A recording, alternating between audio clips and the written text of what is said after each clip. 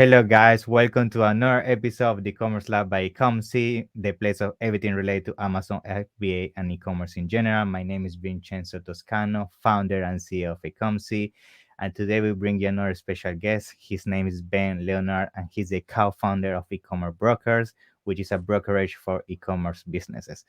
And what a better person, right, to actually discuss today's topic, which is actually going to be around what are the things you should be considered whenever you want to start your business, and what are usually some of the steps you should be getting prepared for that journey ahead, right?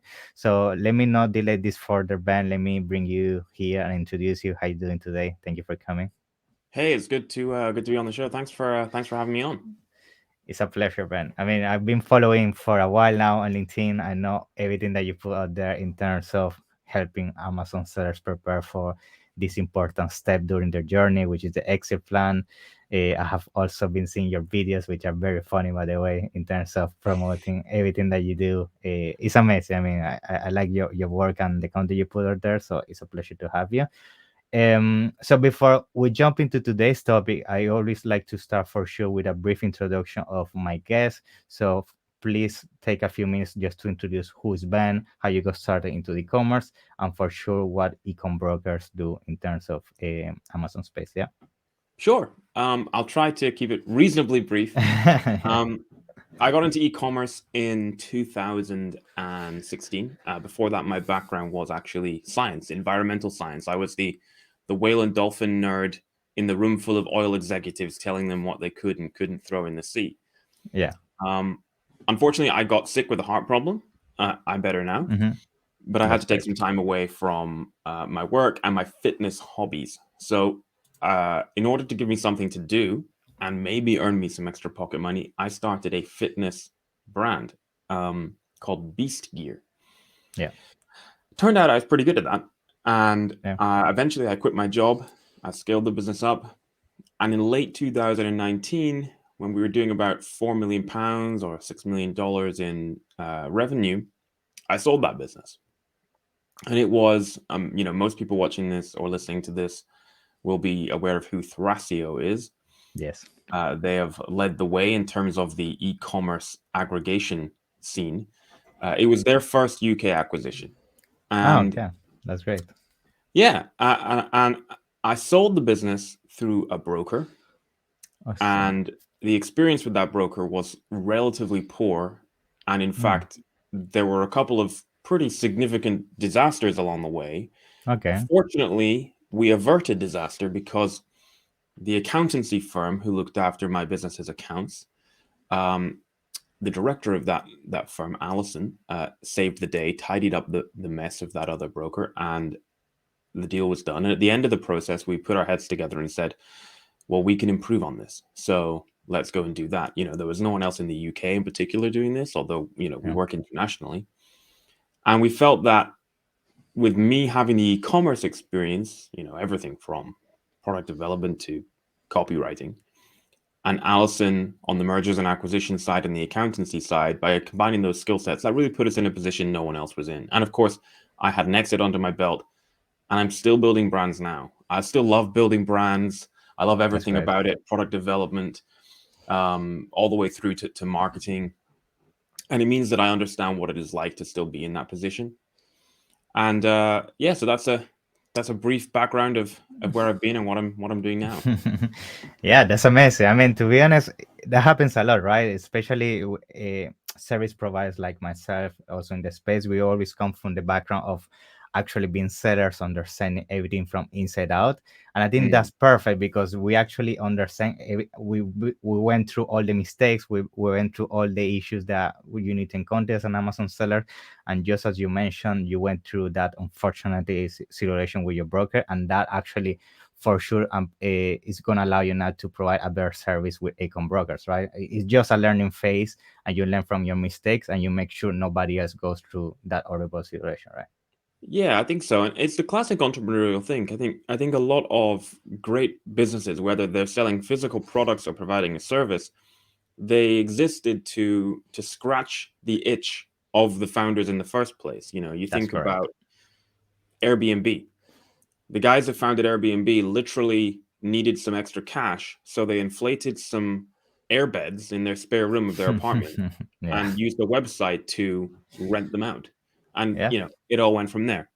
And so Yeah. that's what happened with Ecom Brokers, and that's what's happened with my new brand. I'm developing a baby brand That's because amazing. I'm a dad now, and I spotted Oh, an issue with one of the really important products that I use with our kids, and I'm trying to improve on it. And that will be, this is a labor of love. It's not sort of an off the shelf private label job. I've thrown upwards of 30 grand at the product development, and it'll be coming out hopefully later this year. But it, that's it, amazing. it just gives you, a taster of the fact that I'm all about Yeah. entrepreneurship and walking the walk as well as talking the talk. Yeah, for sure. It's all about finding an issue and a need in the market and then implementing the knowledge that we have around e-commerce to fulfill that need, right? So that's Sure. all about. Yeah, That's absolutely. great. Great. I mean, I think now is a perfect moment to start shifting towards today's topic, which is around basically what is the journey of an Amazon seller up to selling their business. And also, I mean, we can start with that and then we can dig more further in things such as the criteria and all the things related to selling your business. But I would like to start maybe with the basics in terms of when an Amazon seller is looking to exit their business, what is usually the first thing that you advise people to consider in terms of getting ready for that process? What is usually that initial phase to get into the market if a person is looking to sell Amazon business? Yeah. Sure. The very first thing that I ask them is, well, why do you want to sell? Hmm. Because everybody has a different motivation for selling. And if I'm going to help them, I need to understand where they're coming from, because For sure. there are a lot of services out there for selling your business which are more just focused on getting a commission quick. But what I want to do is understand the goals, the values, what motivates this seller to sell, because everybody's got a different story to tell. You Yeah. know, 100%. we've sold businesses for somebody who has decided that they're going to buy a yacht and sail around the world, literally. And now he Yeah. actually, I don't know where he is now. He's on a yacht somewhere with his dog. That's amazing, man. You Yeah. know, on the other hand, we've sold a business for a couple who have kids that are very key part of their life. They wanted to sell the business and sort of go on a 2 to 3 year sabbatical with no business commitments so they could be there for their kids. Everybody's got a different story to tell. So that's the Yeah, first thing I want to know is, why do you want to sell? for sure. And do you have a timeline in mind? Do you have a magic number in mind? Some people, they want to sell for 1 million or 500,000 or 10 million. And all of those are absolutely fine, provided, of course, that it's realistic. Yeah, So from for there, then sure. we actually have to find out, is that actually realistic? So then we start digging into the business, understanding the numbers, the niche, the industry they're in, the types of products they're producing, the quality of those products, the trends, what's been going on. Lots and lots of analysis to understand if their goals are actually realistic. And sometimes those goals are not realistic, but they can be achieved if we do some work. So quite Yeah. often what we'll do is we'll look at a business and say to the business owner, we believe your business is worth 500,000. And they'll say, didn't want to sell for less than 800,000. And Yeah. we say, you can absolutely do that if you do A, B, C, and D. And we think it's going to take you, 6, 9, 12, 18 months, whatever it might be, depending on the business. And for Yeah. some of them, we send them on their way. They come back because they were happy with the advice they received. Or some of them, we even sort of mentor them on a route to an exit, holding their hand. But for other people, I have to deliver the bad news that the business isn't worth what they thought it was worth because they Yes. didn't understand their numbers, Yes. or they were sort of on another planet of thinking what somebody might want to pay for it, and Yeah. that's quite common. Yeah, I think that's quite common also because I feel that the idea of selling a business sometimes is something that people don't consider from day one whenever they Mm, start Amazon business. And I feel most people when they don't basically prepare their business for an exit, right? They don't keep their books clean. They don't prepare for an exit strategy. They don't really have a structure in place of basically a goal and work backwards from the goal. So I think I see that a lot that they say, okay, 2 3 years inside the business, I think my brand is worth X 1 million by just a number in their head. I mean, realistically, when you see the structure and you see what they have achieved for the last 2 years, they're just not there. And I think it's most of the time it comes from a misalignment in terms of a strategy to prepare for exit, right? It happens a lot. I think that there's a lot of it is that, and people, in an ideal world, you set up your business from the start aiming to sell. And there's, one particularly excellent book on this topic is called Built to Sell by John Yeah, Warrillow.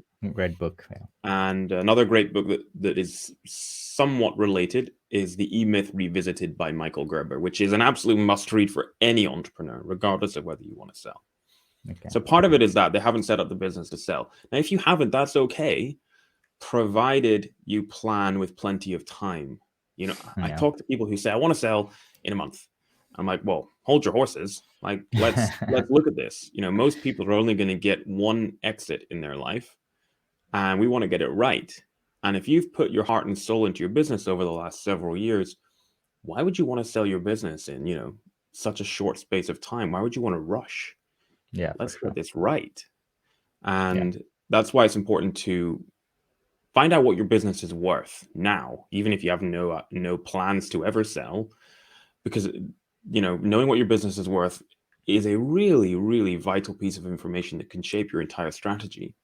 But if you do want to sell and you find out what it's worth now, then you have a reference point. Great. It's worth more or less 300,000. This is the work I have to do to get it to 500,000. Yes, And then for you know sure. where you are, right?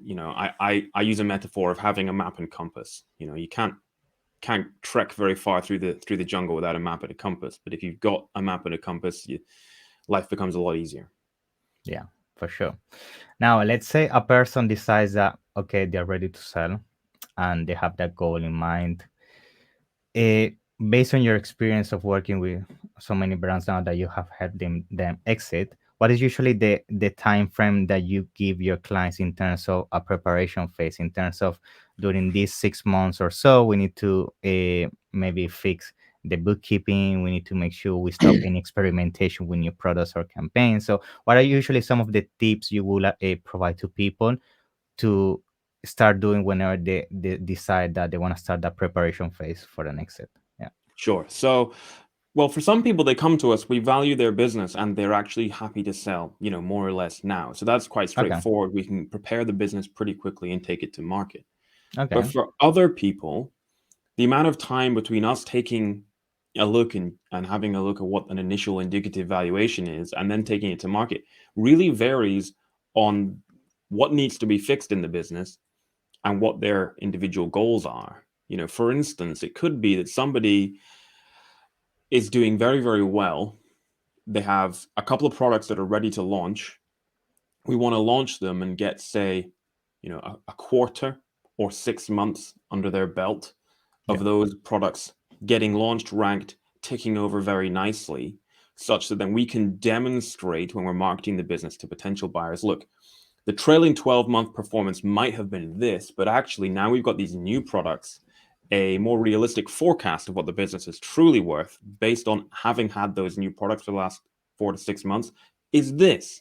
So it really depends, but that's quite a typical scenario, right? Is wanting to get a little bit Yeah. more trading time under our belts with maybe it's new products, maybe we've Yeah. just launched into a new international market, or maybe we've moved on to another channel. That's a very typical scenario. And for other people, it's just a case of you wouldn't believe the number of e-commerce businesses which look amazing on the outside, great Yeah. products, photography, social media is fantastic, the listings look great. But inside, it's a I mess. know. I The know. accounts are awful. Yeah. Um, Either because the seller hasn't been working with an accountant or they've been working with an accountant who isn't familiar with e-commerce. A traditional one, basically. Yeah. I have seen Yeah, that a lot. who's a Yeah. perfectly good accountant for, the high street, but not for e-commerce. Yeah. And so it's quite often there can be just quite a lot of tidying up to really understand what's going on. And actually, oftentimes when we understand that, we can provide the seller with a lot more detailed understanding of, for instance, their cash flow position. And we can say, well, actually, we could sell your business now, but if you go and do this, this, this, and this, we take it to market, 6 months down the line, we're going to be able to get more for it. And Yeah. that process is great because when we then present it to potential buyers, they're far more impressed because everything is neat and tidy. The T's are crossed, the I's are Easy to dotted. understand. Yeah. Yeah, because we've taken it through that process. Yeah. For sure. Yeah. 100%. I think whenever you go to market needs to be clean the business all perspective, because otherwise it's so easy to lose the interest from buyers in terms of investing and buying your business. However, now that we're touching on that, something that I also want to bring to the table is the fact that there are some instances that I have seen that even if you prepare the business to a full potential, and you keep everything clean and you do everything through the books in that perspective, the reality is that nowadays, in terms of aggregators, private investors, all these people currently buying businesses, there is always a specific preference when it comes to criteria they wanna see in an Amazon business, right? So Yep. the reason why I bring this to the table is because maybe right now there's some people watching this episode or listening to it, and they are in the initial months of the Amazon journey, and it would be great to bring to the table what are some of the metrics maybe they should aim down the line in terms of hitting. It could be in terms of revenue, it could be in not having too many products within their brand. So what are some of the things you will say a top brand tier right now in the market has, that as soon as you put it out there, people fly to you, I want to buy? Yeah. Absolutely. So when somebody's thinking about making their business valuable and sellable, and those two things go hand in hand, right? If your Yeah. business is not sellable, then it's worth nothing, Yeah, right? that's right. And Yeah. if your business isn't actually valuable enough, it's not sellable, because there comes there's a lower end at which no one wants to buy something that's really small. A Why commodity, would they? They basically. could just start something themselves, right? So Yeah. there are 7 aspects that I advise people to think about. Timing. You want to sell your business when it's growing, but you haven't maxed out growth, because you need to dangle a carrot on a stick for a potential buyer. They need to see that there's growth in there for them to enjoy as well as what you've grown. Your business needs to be stable in terms of the risk profile. So be selling products from a favorable niche, not something that is a fad Yeah. or potentially dangerous or highly regulated, or could become highly regulated because it's brand new. Yeah. Don't be dabbling in black hat strategies. CBD and all that kind of categories, Yeah, that kind of yeah. gray areas. I Yeah. mean, CBD is probably becoming less risky now because it's getting more mainstream. Yeah. Um, and make sure that your business is transferable with lots of systems and Hmm. processes, right? When That's somebody wants huge. to buy your business, they basically want to pick your business up, drop it into their setup. And keep it running. Exactly. Yeah. And so the more transferable it is, the more valuable it is to that potential buyer. And that kind of leads me to the third one, which is documentation. Have everything neat and tidy, recorded and organized. That's all your financials, your financial reports from your accountant, your tax documents, all your certifications in terms of VAT, GST, all that fun stuff, your company formation documents, all that type of thing. That's great. Your business needs to be defensible. It can't just be me too. And that leads me to my favorite thing, which is brand. I'm all about brand. Yeah. And the days of being able to sell an Amazon account, essentially selling a mishmash Yeah. of stuff, are over. At Yeah, least for being able sure. to sell that for any decent money. It's all about brand. So have a real brand identity, sell products which are related to each other, and serve or solve problems for a particular group of people, whether that's, knitters or motorcycle enthusiasts. Yeah. And have protection around that brand. So trademarks, maybe you have patents on a particular design you've got. That would be fantastic. Mm. The next one is diversification, right? You need to diversify your business. You can't have all your eggs in one basket. Now, you don't have to diversify across everything, but 4 aspects that I like to be diverse on, or have a little bit of diversification in each, is channels. So don't Yeah. just be on Amazon UK. Or if you are, make it really simple that there's a real opportunity there for a buyer to take you into the rest of Europe, or take you into the US, for example. Yeah. Maybe be on your own website like Shopify as well, or on a marketplace like Etsy, or on Walmart Yes. if you're in the States. International markets, it's really great to be in more than one international market, but again, not necessarily required, provided you are giving the growth opportunity for a potential buyer to take you there. Okay. SKUs is a good one, right? You don't want to be relying on 1 or 2 SKUs, because what Yeah. happens if they get suspended because somebody Yeah. claims that you're infringing their patent, Which or your happens. Yeah. factory has to shut because of COVID and they're prioritizing their bigger customers, or your factory gets shut down for some reason, or there's new regulations coming which limit you and you can't sell that product anymore. But if you have more products, I think a sweet spot is somewhere between sort of 4 and 25, then you can absorb that whilst you get the situation resolved if something happens to those two SKUs or that one SKU. So be aware of the hero SKU. And then the last one is traffic. So if you're selling on your own website, make sure you've got a diverse source of traffic. If you're all driving all your traffic from one Facebook ads account, and that account gets banned, or new Yeah. rules mean you can't Yeah. advertise those products on Facebook anymore, then you're in trouble. But if you've got a range of sources, Google ads, Facebook, Bing ads, Instagram, email marketing, etc., Pinterest is a great one, then Hmm. you're okay. You can take a hit. The second last one, the sixth one, suppliers.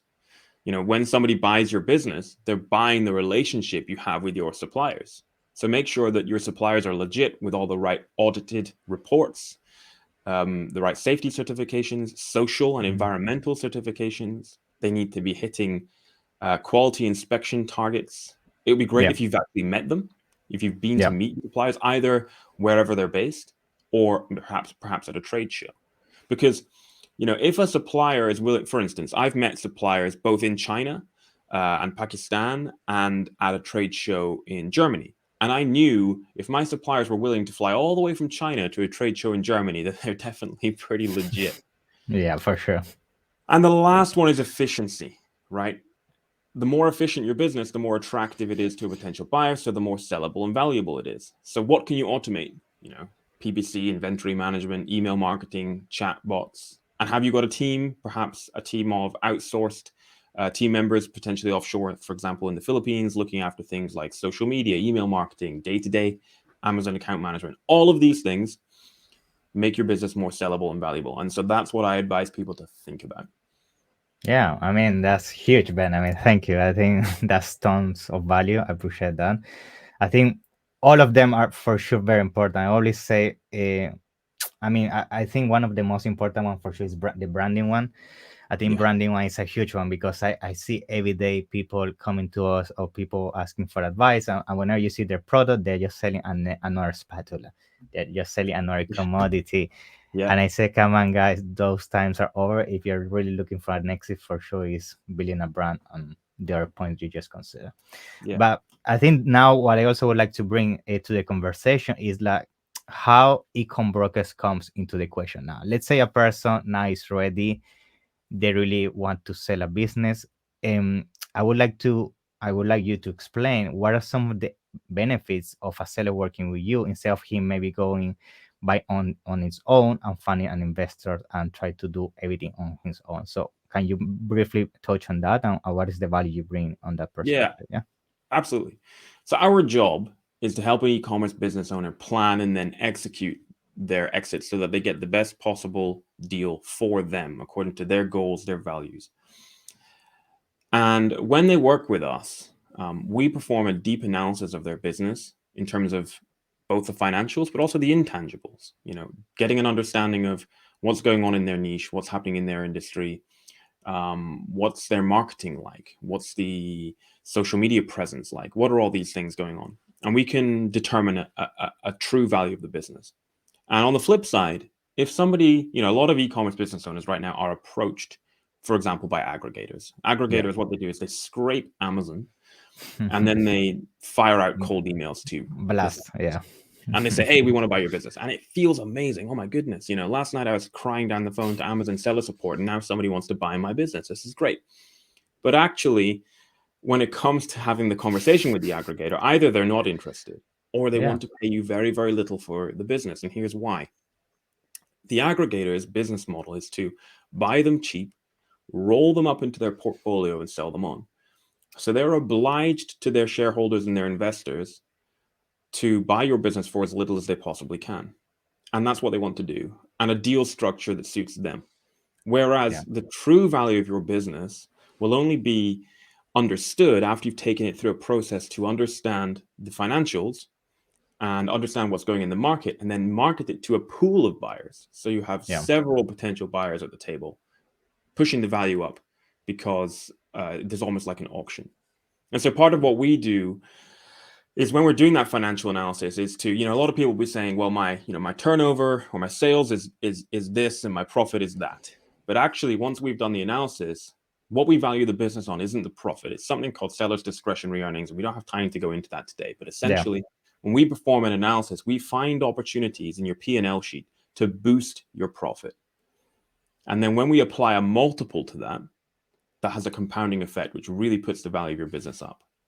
Yeah. And then the final piece of the puzzle is the deal and the deal structure. And so we're with you the whole way negotiating the deal. We connect you with the right mergers and acquisitions solicitors to make sure that the deal suits you and protects you. For instance, some people will want a bit of an earnout because they can see the upside of where the business could go.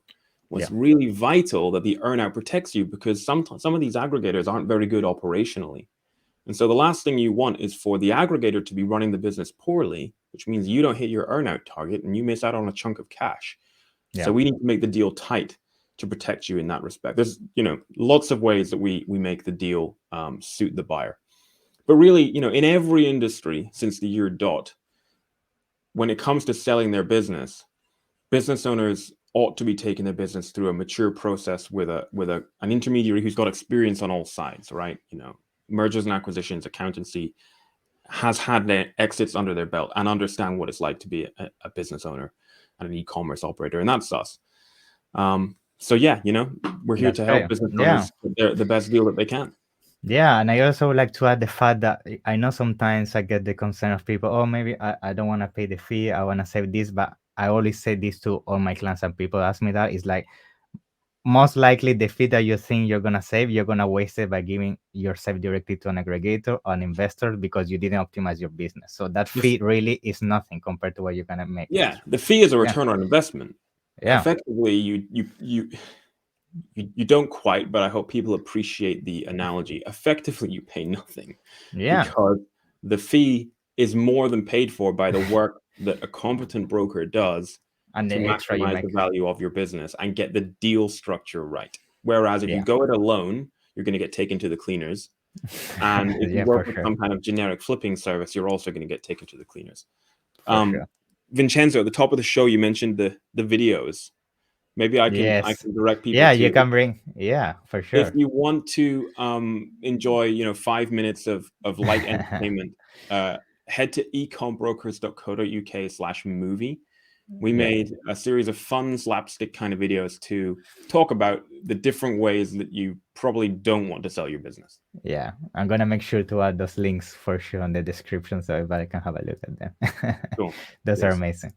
Great, Ben. I think that's everything for today. I mean, thank you once again for your time and all the knowledge. I think this is gonna help a lot, especially sellers that are looking to sell and also those sellers that are in the beginning stages and they want to prepare the business for exit. But yeah, I mean, if you can just share the last details around how people can find you, how people can get in touch with your team so they can reach out and ask any questions if they have any. Yeah. Yeah, absolutely. So head to ecombrokers.co.uk. You can email me, ben@ecombrokers.co.uk. I'm on LinkedIn as well. Just look me up, Ben Leonard. And we're on all the main social media channels. Our handle is Ecom Brokers. That's amazing, Ben. So thank you very much for your time and definitely looking forward to have you on the next one. Okay. Cool. Thanks, Vincenzo. Take care, Ben. Bye bye.